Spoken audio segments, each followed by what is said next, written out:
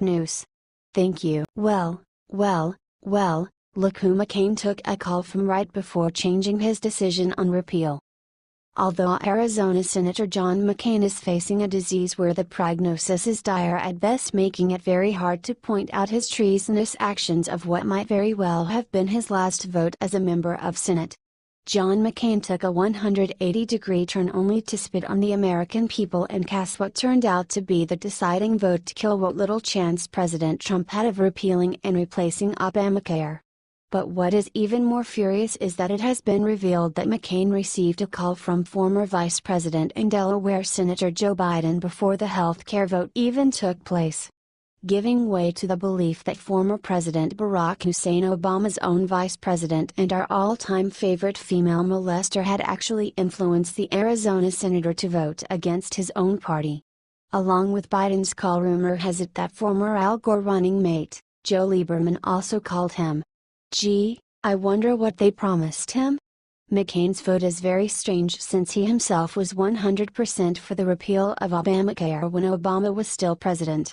Sky News reports, John McCain's Obamacare vote praised by Chuck Schumer, the 80-year-old maverick is described as someone who strongly speaks truth to power after defying his party and Donald Trump. U.S. Senate Democratic leader Chuck Schumer has praised Republican Senator John McCain for voting against repealing Obamacare. Mr. Schumer said, "I have not seen a senator who speaks truth to power as strongly, as well and as frequently as John McCain. The very same courage he showed as a naval aviator in Vietnam, he showed last night. He's just a wonderful man. I treasure his friendship and just the fact of knowing him." Mr. Schumer also paid tribute to the two female Republican senators who also defied their party, Lisa Murkowski of Alaska and Susan Collins of Maine. And he is reported to have been near to tears, as he echoed the sentiments of Republican Majority Leader, Mitch McConnell, that the Senate now must move on. Urging members to turn the page in another way, Mr. Schumer said of Senator McCain, "All of us were so inspired by his speech and the life of the senator from Arizona. And he asked us to go back to regular order, to bring back the Senate that some of us who've been here a while remember." Senator McCain, who has been having hospital treatment for brain cancer, had been expected to save the bill for President Trump and his own party's leadership. But he and two other Republican senators voted against the key amendment, which was narrowly defeated by 51 votes to 49. Speaking about his decision to defy his party's leadership, the maverick senator urged Republicans and Democrats to work together for a fresh start on healthcare reform. "Our inability to address the pressing healthcare needs of the American people with meaningful and lasting reform is inexcusable," he said. The vote last night presents the Senate with an opportunity to start fresh. "It is now time to return to regular order with input from all of our members, Republicans and Democrats, and bring a bill to the floor of the Senate for amendment and debate." McCain, 80, joined Republican colleagues Lisa Murkowski of Alaska and Susan Collins of Maine in voting against the so-called skinny repeal, officially titled the Health Care Freedom Act. All 48 Senate Democrats also rejected it. The measure would have overturned the mandate that most individuals get health insurance and suspended a requirement that large companies cover their employees. It would also have delayed a tax on medical devices. Mr. Trump, who had made replacing Obamacare central to his successful campaign for the White House, responded on Twitter, saying those who voted against the repeal move had let the American people down. A longtime opponent of Obamacare, Mr. McCain said soon after the vote in the early hours of Friday morning, "From the beginning, I have believed that Obamacare should be repealed and replaced with a solution that increases competition, lowers costs, and improves care for the American people." The so-called skinny repeal amendment the Senate voted on today would not accomplish those goals. When you have Chucky Schumer praising you, you know you just screwed over the American people. Senator McCain is suffering from a devastating type of cancer where not many live to tell about it, but when it was time to get the treatment he went to the Mayo Clinic, which is one of the best hospitals and research centers in the nation. He didn't go, nor hasn't gone in decades, to the VA hospital, which is run by the very entity he thinks should run the medical system for us peons. The United States government. Why is the VA good enough for millions of vets but not for John McCain? While he himself condemned us peons to a single-payer healthcare system once Obamacare collapses? Time to call a duck by its name, Senator McCain. You have always been a fraud and a traitor to your party. But now you are also a traitor to the American people. I hope you can live with yourself. Who am I kidding? I bet whatever you were promised must be great. Please share if you want John McCain to resign from the Senate.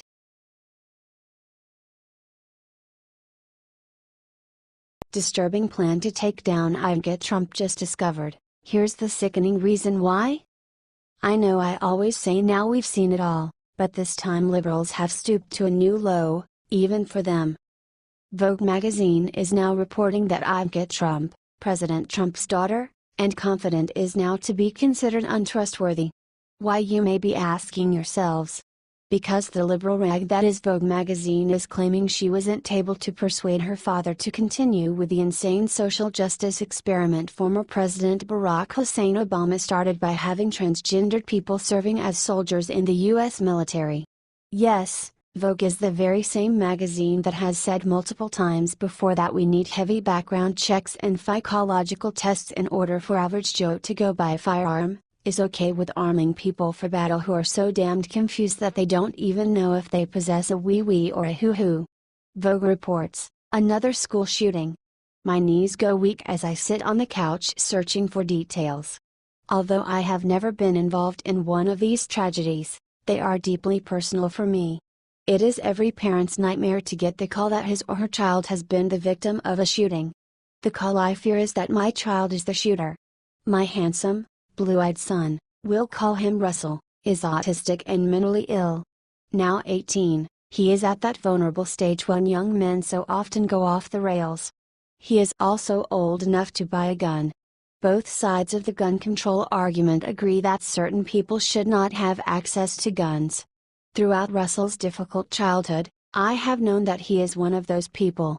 I never considered that the law would allow him to purchase a gun, and that I wouldn't be able to prevent it. Russell's struggle started at 3 years old, with hallucinations both visual and auditory.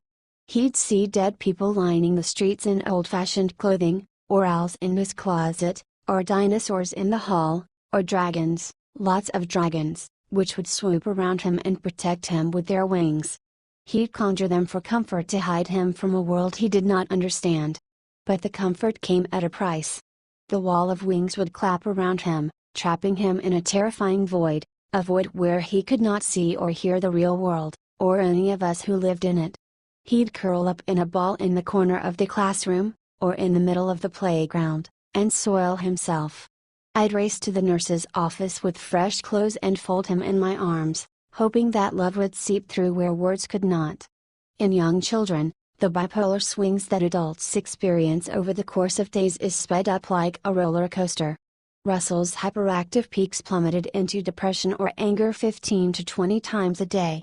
The shifts were sudden, requiring only the slightest pressure on his hair trigger. 1 minute, he was bouncing off the walls so joyfully the house would shake. But give him a blue dinner plate instead of his favorite green one, and he would angrily sweep his arm across the table, smashing the food to the floor. I tried to assert authority, but as a single mother, it was hard to embody both the softness needed to get him through the day and the firmness required of discipline. He knew I had limits, and he didn't hesitate to exploit them. "I want a cookie," he once said while I was making dinner, pointing to the drawer on the top of the refrigerator.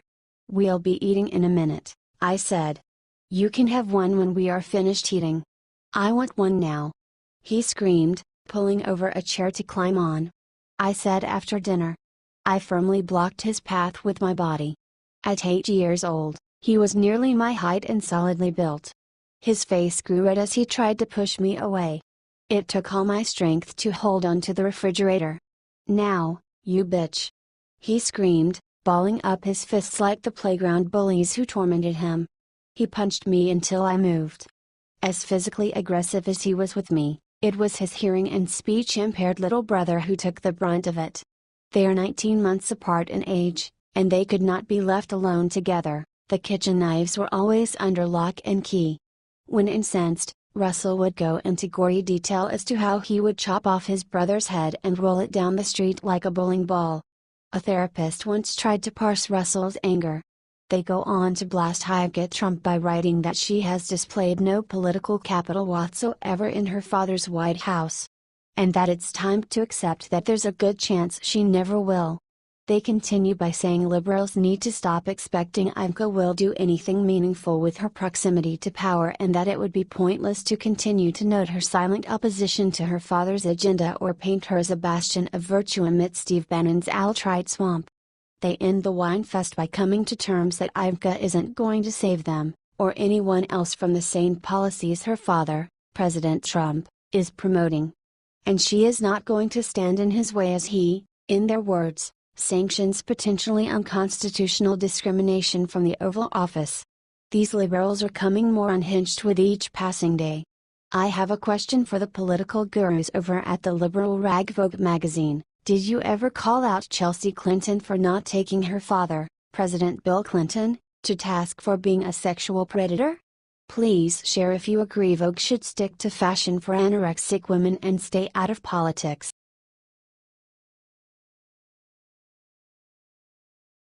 Scaramucci secretly tried to destroy Trump for 10 days on job. Here's what else he was hiding.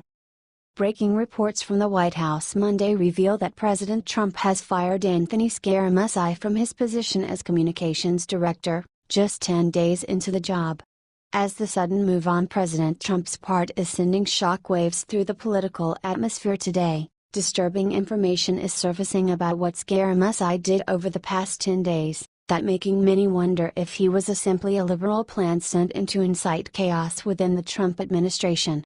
We all had high hopes that with the addition of Scaramucci to Trump's team, the White House leakers would finally pay their price for their ongoing treasonous antics towards our president. From day one, Scaramucci vowed to fire every last leaker, even if that meant firing every single person in the West Wing. But now it's appearing that Scaramucci's badass facade just a smokescreen, as the true reason he got a job as Trump's communication director is now coming to light. Breitbart reports that just days into his new position at the White House, Scaramucci's outlandish antics began setting off massive red flags for Trump and administration officials. Scaramucci's profanity-laced tirade to the left-leaning New Yorker magazine was only part of the issue, as the debacle began days before Scaramucci's rant to Ryan Lee began making headlines.